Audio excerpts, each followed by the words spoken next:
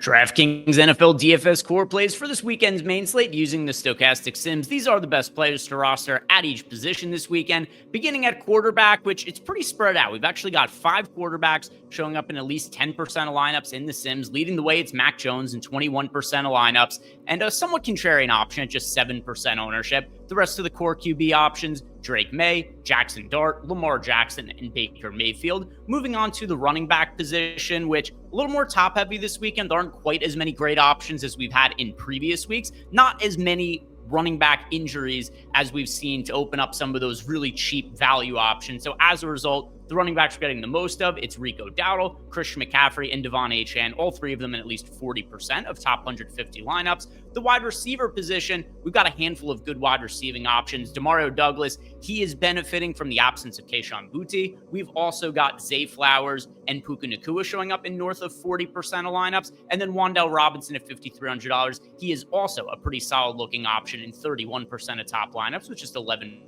projected ownership. And then finally, the tight end position, both George Kittle and Trey McBride are showing up in 40+% of lineups. George Kittle at just $4,500. He looks like the best overall tight end value on this slate. And then Cade Otton at $3,900. We've got Chris Godwin out for another week. Should mean more targets going to Cade Otton, who looks like a good value at just $3,900.